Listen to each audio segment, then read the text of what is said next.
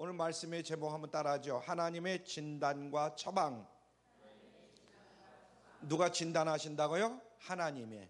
또 처방도 누가 하시느냐? 하나님이 하신다. 그래서 우리가 신앙생활 할 때에 하나님이 언제나 우리를 진단하시고 처방하신다는 거 잊지 않고 살아가는 여러분들 되시길 바랍니다. 제가 하기 싫어하는 일 중에 하나가 병원에 가는 일이에요. 이제 나이가 먹다 보니까 젊었을 때는 병원 가는 일이 없잖아요, 별로. 그런데 이제 한 4, 5년 전부터 병원을 가기 시작하더니 한 3년 전부터는 또 열심히 병원을 쫓아다니는 거예요. 참 이게 이래서는 안 되는데 나이를 먹으니까 어쩔 수 없이 병원을 가게 되더라. 근데 의사 앞에 서면 의사가 어떻게 진단 내리느냐에 따라서 그대로 따라야 돼요.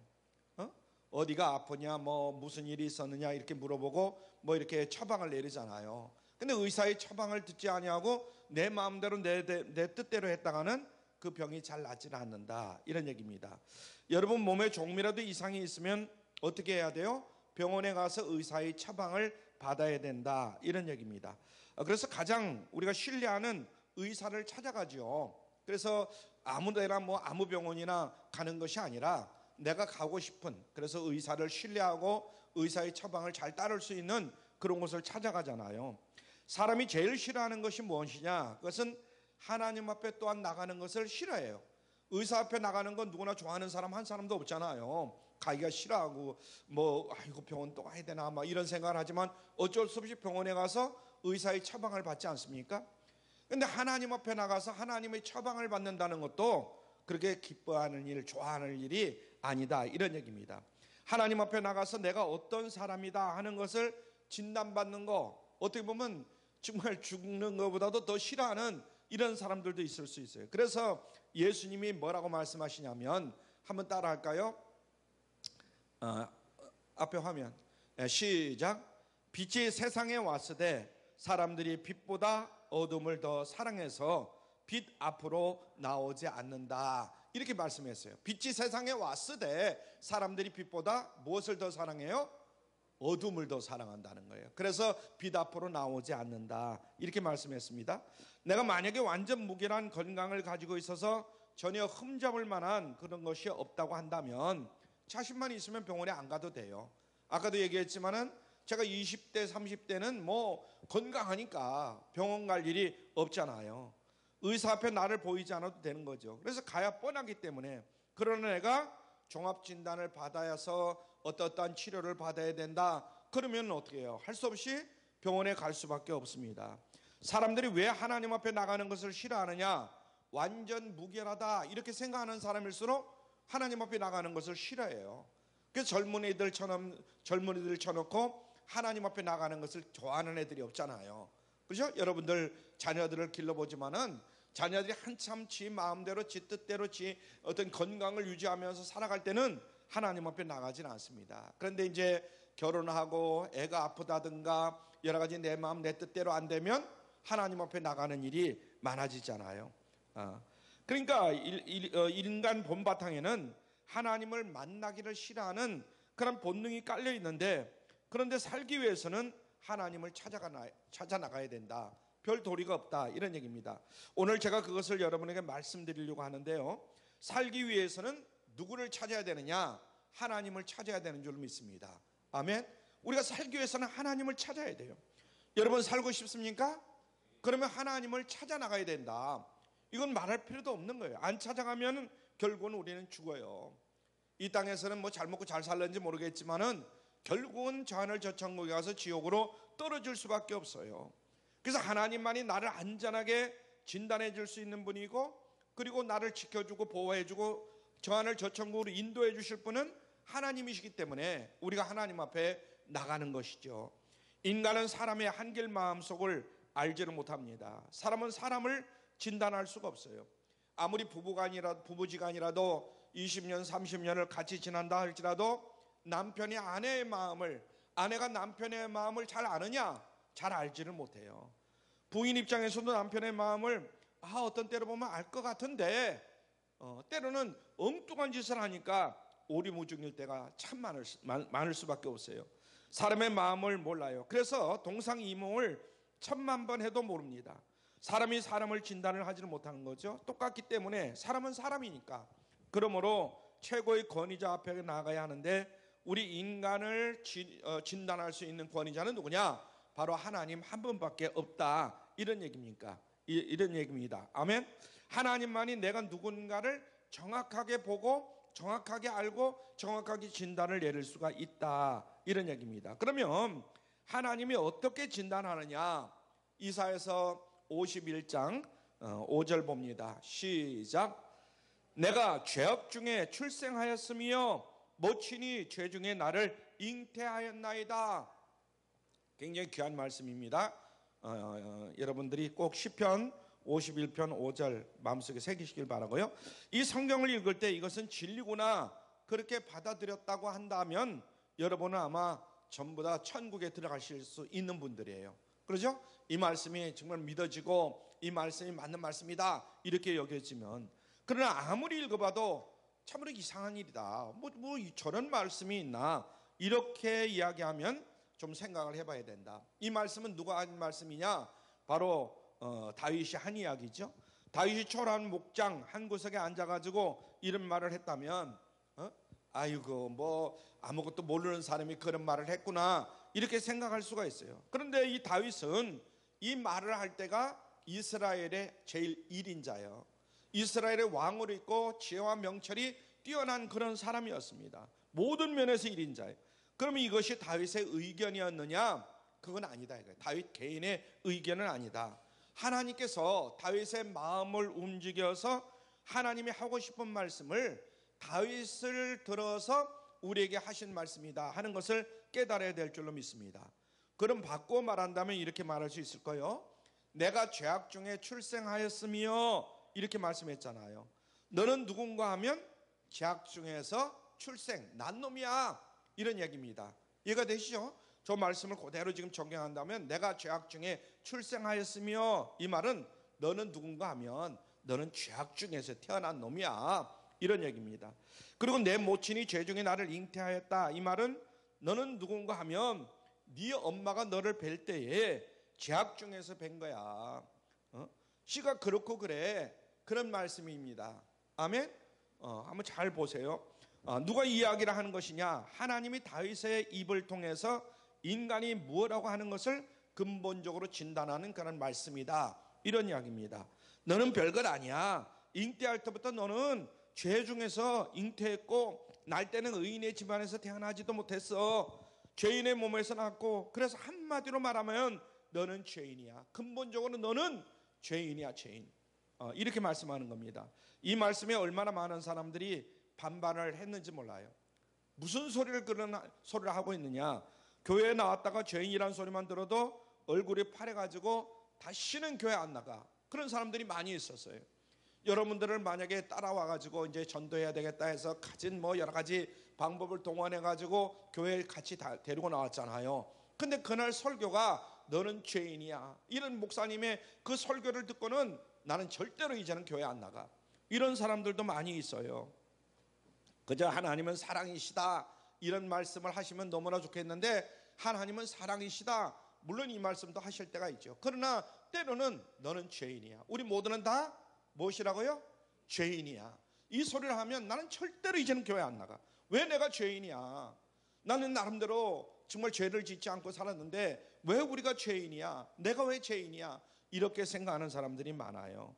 그리고 죄인이니까 회개하지 아니하면 죽는다 이런 말을 또 교회에서 하잖아요. 우리가 죄를 회개하지 아니하면 결국은 죽는 거예요. 다 죽긴 죽지만은 지옥으로 떨어진다 이런 이야기죠.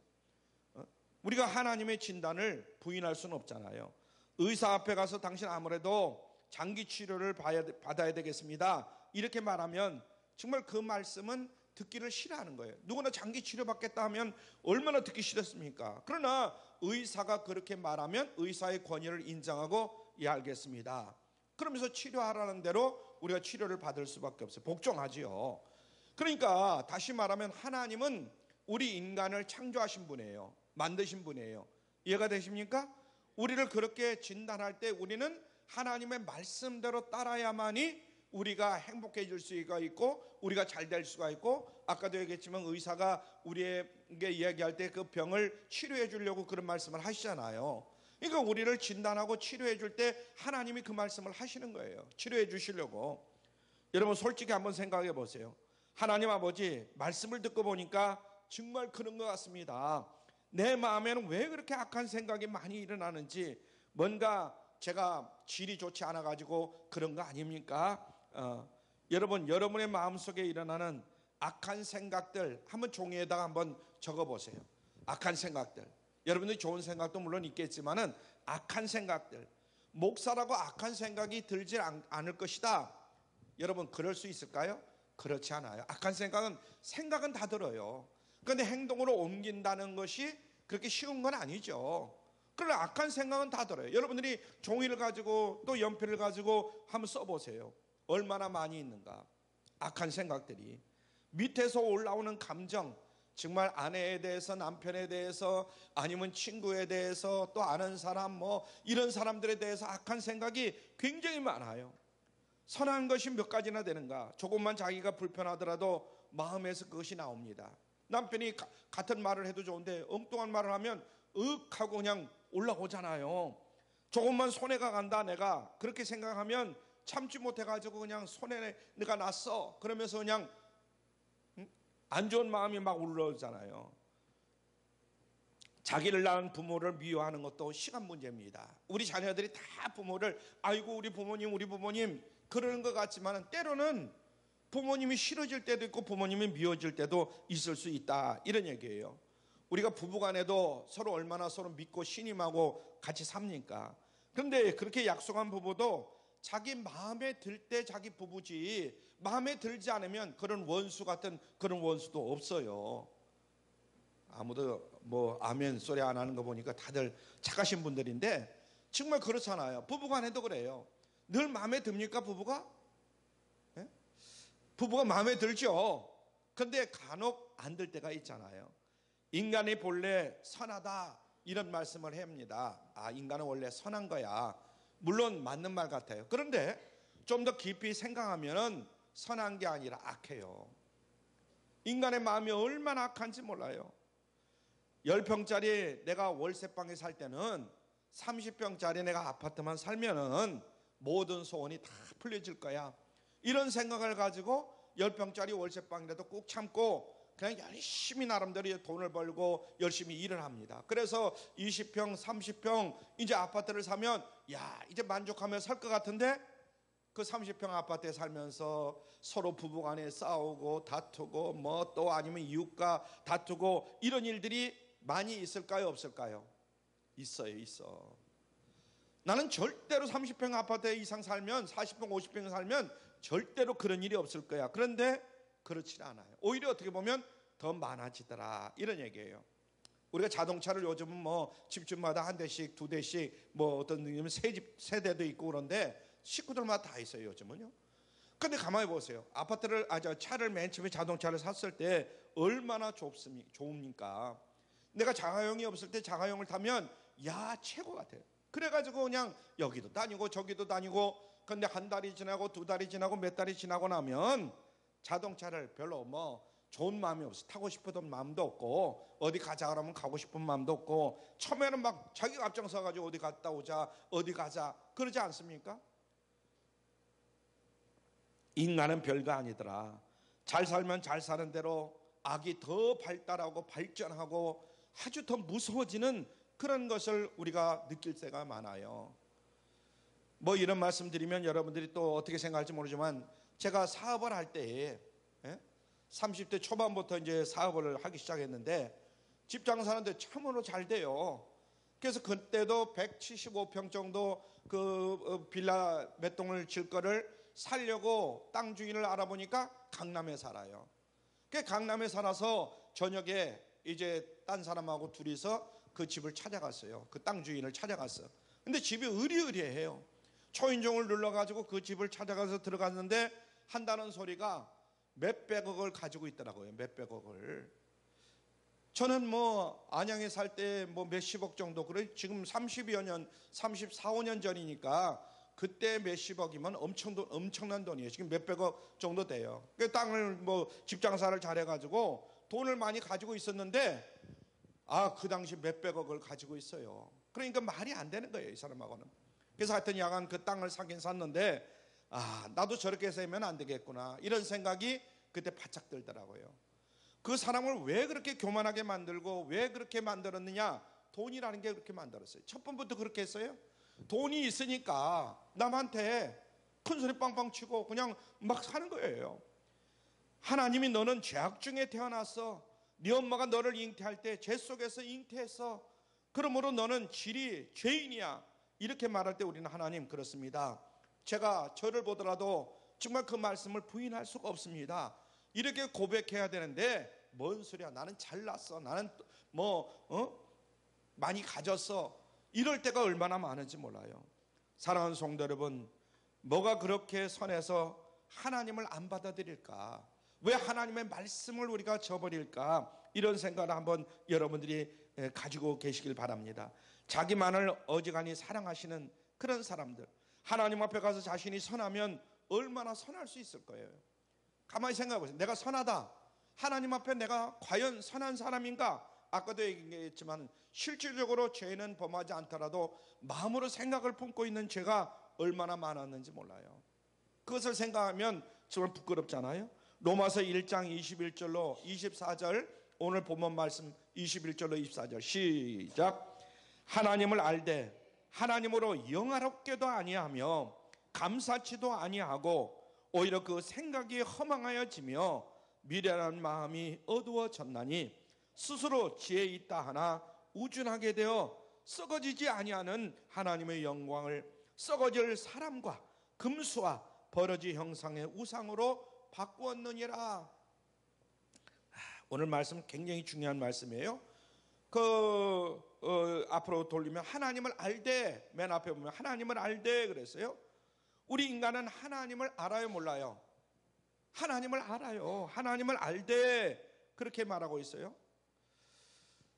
사람이 절간에 가는 경우가 많잖아요. 우리가 그전에는 다 절간에 갔을 거예요. 저도 어릴 때 엄마와 손잡고 절간에 갔던 적이 있어요. 그 기억이 납니다. 그런데 절간에 왜 갑니까? 절간에 가면 신이 있어요. 신. 말하면 그 부처라는 걸 모셔놓고 그 부처가 신으로 알고 있어요. 그 부처에게 잘 보이면 우리가 잘 될 것으로 이렇게 알고 있어요. 그래서 그곳을 찾아가는 거예요. 부처한테. 우리가 교회에 나오면 교회에 하나님이 계실 것 같아요. 그죠? 그러니까 교회에 나오잖아요. 너희들 마음속에 하나님이 계시다는 것을 좀 알지만은 그렇게 알면서도 그 다음에 뭐요? 하나님으로, 거기 보니까 하나님으로 영화롭게 하지도 아니하고 하나님께 감사하지도 않아요. 우리가 지난 날들을 생각해 보세요. 우리가 아직 예수를 믿지 않았을 때, 또는 교회만 다니고 신앙생활을 제대로 하지 않았을 때, 그때를 한번 생각해 보자 이 말이에요.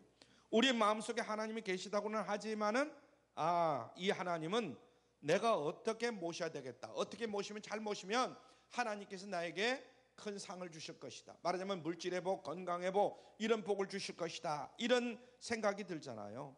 그래서 하나님 앞에 하나님을 대우해 주려고 하는 이런 마음들이 있습니다. 기껏해야 또 때로는 자기가 답답하니까 하나님 뭐 해주세요, 뭐 해주세요, 뭐가 없어요, 그러면서 하나님 앞에 기도하는 사람들이 있어요. 바로 이것이 인간입니다. 왜 그렇게 되느냐? 인간의 바탕에 죄가 있기 때문에. 인간은 죄인이에요, 죄인. 그렇습니다. 감사치도 영화롭지도 아니하고 오히려 어떻게 하느냐? 보니까 감사치도 아니하고 오히려 그 생각이 허망해진다고 그랬어요. 마음이 미련하게 어두워지는 거예요. 저 이렇게 눈으로 오늘 본문 21절로 24절 말씀을 쭉 보세요. 마음이 미련해. 그리고 재미있는 것이 있는데 자칭 자기는 어떻다고 생각하느냐? 지혜롭다, 이렇게 생각하는 거예요. 지혜롭다. 그래도 자기가 자기를 바보라고 보는 그런 생각들을 가지고 있질 않아요. 나는 어떤 사람이다? 지혜로운 사람이다, 이런 생각을 가지고 있어요. 자칭 지혜자라고 하는 것뿐이지 사실은 그 사람은 어떤 사람이냐? 우둔한 사람이요, 우준하게 되어가지고 기껏 한다는 것이 하나님의 영광을 우상으로 바꿔버리는 이런 정말 인간이 돼버리고 말았어요. 그래서 인간이 본래 죄인이기 때문에 하나님을 조금 찾으니까 무슨 현상이 일어나는가 하면 하나님의 존재를 아는 것 같지만 오히려 격화시켜버리는 이러한 결과를 맺는 경우가 참 많습니다. 여러분들도 가만히 생각해 보세요. 우리가 하나님을 하나님으로 대우를 해주는가, 하나님을 격화시키고 있는가, 이걸 생각해 봐야 돼요. 하나님을 끌어내려서 돌멩이를 가지고 자기가 원하는 어떤 형상을 만들어 놓든지, 부처들 그렇잖아요. 아니면 자기가 생각할 때 이런 것이 하나님이겠다 하는 식으로 만들어 가지고 하나님처럼 그것을 아주 잘 섬기는 사람들, 저라는 그런 모습, 뭐 절까지는 안 하더라도 하여튼 정말 굉장히 아끼는 이런 사람들도 있어요. 그러니까 하나님을 우습게 여기고 하나님을 격화시켜버리고, 그래서 이런 것들을 통틀어서 우리는 우상숭배다 이렇게 이야기를 합니다. 한번 따라하죠. 우상숭배. 그래서 우리가 지금까지 신앙생활을 한다고 하면서 과연 하나님을 하나님으로 대접했는가, 아니면 우상숭배의 그런 마음이 아직도 있어가지고 우상숭배를 섬기듯이 섬기고 있는 것은 아닌가. 절에 가서 부처에게 왜 절을 합니까? 거기 가서 절을 하면 부처가 복을 내려줄 것 같으니까 부처 앞에 가서 절을 하는 거예요. 많은 사람들이 오늘날도 예수님을 믿는다고 하면서도 절간에 같이 따라가가지고 절간에 가가지고 부처한테 절하는 사람이 있어요. 그 왜 절을 하느냐? 교회를 다니면서 그렇게 얘기를 하면 부처에게 절을 하면 부처가 뭔가 선을 베풀 것 같으니까 절을 한다는 거예요. 어떻게 생각하면 참 착한 사람이다, 선한 사람이다 이렇게 생각할 수 있지만 그 사람은 뭔 사람이에요? 믿음이 없는 사람이에요. 우상숭배자예요, 우상숭배자. 그래서 하나님을 하나님으로 대우하는 것을 그들은요 은근히 싫어합니다. 하나님만을 왜 신으로 섬기느냐, 왜 하나님만을 그렇게 적극적으로 섬기느냐, 이런 얘기예요. 그래서 하나님을 마음대로 만들어 놓고 이것도 하나님 저것도 하나님, 이걸 믿어도 좋고 저걸 믿어도 좋고 그러는 거예요. 이것이 인간이 악한 데서 나오는 발병 증세다. 우리 주변에 보면 좀 배웠다는 사람, 좀 나름대로 가졌다는 사람, 이런 사람들 보면 이런 사람들이 많아요. 이 신도 믿고 저 신도 믿고 다 신이라는 건 같은 신이니까. 자, 로마서 그 뒤에 1장 28절로 31절을 봅니다. 28절로 31절 시작. 또한 저희가 마음에 하나님 두기를 싫어하며 하나님께서 저희를 그 상실한 마음대로 내어버려 두사 합당치 못한 일을 하게 하셨으니 곧 모든 불의, 추악, 탐욕, 악의가 가득한 자요, 시기, 살인, 분쟁, 사기, 악독이 가득한 자요, 수군수군하는 자요, 비방하는 자요, 하나님이 미워하시는 자요, 능욕하는 자요, 교만한 자요, 자랑하는 자요, 악을 도모하는 자요, 부모를 거역하는 자요, 우매한 자요, 배악하는 자요, 무정한 자요, 무자비한 자라. 저희가 하나님 두기를 싫어한다는 거예요. 아무리 인간치고 하나님을 모시고 살고 싶어하는 마음이 없어요. 그래서 얼마나 거부 반응이 심한지 몰라요. 하나님 거기 보니까 하나님 두기를 싫어하며 하나님께서 저희를 그 상실한 마음대로 어떻게 했다고 그랬어요? 내버려 두사 그랬어요. 그래서 어디 하고 싶은 대로 네가 한번 실컷 해봐라. 내버려 뒀다는 거야. 네 마음대로 한번 해봐라. 인간이 하는 짓이 뭐냐? 거기 보니까 모든 불의, 추악한 것, 탐욕하고 악의가 가득하고 시기, 살인, 분쟁, 사기, 악독이 조금 있는 것이 아니라 악독이 가득하고 또 뭐합니까? 수군수군. 남을 비방을 잘해요. 수군수군 하면서 모이면 나중에는 그것이 더 발전해가지고 뭐냐면 하나님을 미워하는 사람이 되고 능욕하고, 그 눈으로 쭉 보세요. 그러면서 제 잘난 맛으로 교만하기 짝이 없어요. 그것도 모자라서 제 자랑하고 악을 도모하고 부모를 거역하고 우매하고 마음 바꾸는 배악자요, 무정한 자요, 무자비한 자라. 전부 몇 가지냐면 22가지예요. 22가지. 이것도 전부가 아니에요. 중요한 것만 거기에 뽑아놓으니까 22가지죠. 그래서 여러분들이 연필을 가지고 한번 백지를 하나 꺼내가지고 거기다 중요한 것만 한번 써보세요. 한번 여러분들이 몇 개나 여기에 22가지 가운데 몇 가지나 해당되나. 성경 앞에, 아니 하나님 앞에 나와서 성경을 펴놓고 봐야만이 내가 뭔가를 정확하게 알아요. 그래서 성경을 딱 펴놓고 한번 여러분들이 쭉쭉쭉쭉 한번 적어보세요. 아마 22가지 다 해당되지 않을까 이런 생각을 해봅니다. 그 다음에 또 가소로운 것이 있어요. 가소로운 것. 저희가 이와 같은 22가지 일을 행하면 당연히 죽어야 한다 이렇게 속으로 생각하면서도 하나님의 정하심을 알고도 그 다음에 뭐요? 자기들만 행할 뿐만 아니라 당연히 죽어야 할 줄을 자기들이 알면서 그런 일을 하는 자는 당연히 받아들이는 거죠. 그러니 어느 정도냐? 이런 죄인의 결과는 무엇이냐? 하나님이 진단하는 거예요. 모든 사람이 자 로마서 3장 23절 봅니다. 시작. 모든 사람이 어떻게 해요? 죄를 범하였음에 하나님의 영광에 이르지 못하더니 이 땅에 있는 모든 사람이 뭐를 범해요? 죄를 범하였다는 거예요. 그래서 하나님의 영광에 이르지 못했다 이렇게 말씀하고 있습니다. 그래서 이 세상에 여러 가지로 물질적으로 뭐 건강함으로 나름대로 뭐 이제 열심히 살면 90살 100살까지 살 거예요. 그러나 한 가지 근본적으로 악한 나 자신의 문제를 해결하지 못하면 우리가 하나님 앞에 들어가지 못한다, 하나님 나라에 들어가지 못한다 하는 것을 마음속에 깊이 새겨야 될 줄로 믿습니다. 하나님 앞에 가지 못하면 결국은 어디를 가요? 지옥으로 떨어질 수밖에 없는 것이죠.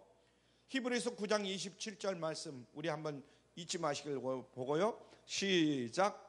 한 번 죽는 것은 사람에게 정하신 것이요 그 외에는 심판이 있으리니. 한 번 죽는 것 여러분들이 인정합니까? 안 합니까? 한 번 죽는 것은 사람에게 정한 거예요. 그런데 그 외에는 무엇이 있다? 심판이 있다는 거예요. 심판받는 자리에 우리가 분명히 서게 된다 이 말입니다. 그것은 성경에서 보면은 지옥이냐 천국이냐 갈림길인데요, 우리 앞에는 영원한 죽음이 기다리고 있다는 거예요.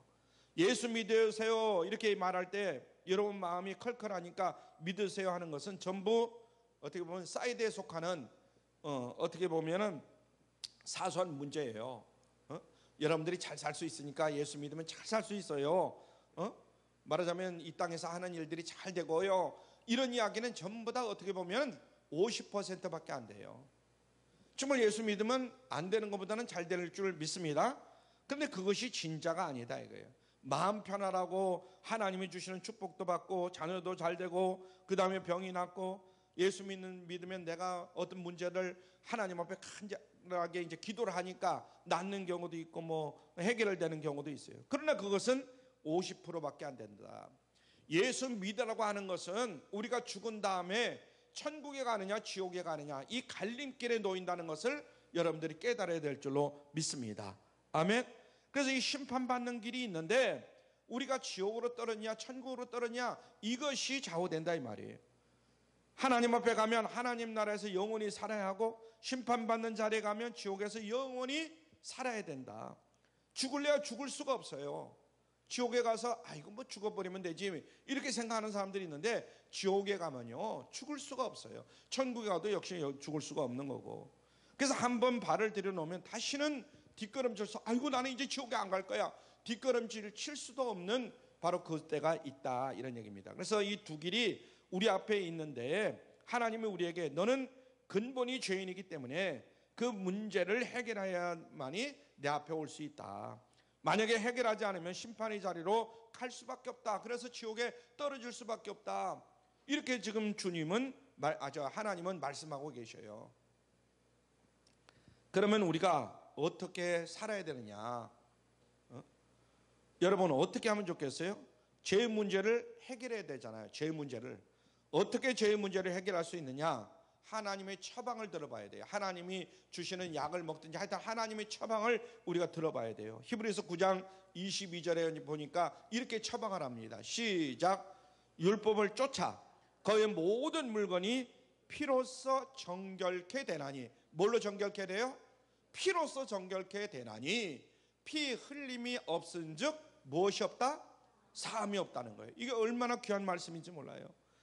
왜 그런가 하면 육체의 생명은 피에 있어요. 그러므로 생명이 피에 있기 때문에 피를 가지고라야 죄를 사할 수가 있다 이런 얘기입니다. 죄를 짓는 사람은 결과가 뭐냐? 결국은 죽음이라는 거예요. 사망이라는 거죠. 말하자면 또 지옥이라는 거죠. 그래서 이 죽음의 문제를 해결받기 위해서는 생명과 동등한 값을 가지고 있는 피 흘림이 없어서는 안 된다. 피 흘림 없이는. 그러면 어떤 피냐? 죄가 없는 피야 된다. 여러분, 내가 죄인이라는 것을 알았을 때에, 그리고 그 죄의 문제를 피를 통해서만이 용서받는다는 것을 알았을 때에 어디서 우리가 이 죄 없는 피를 구할 수 있을까? 이게 가장 문제잖아요.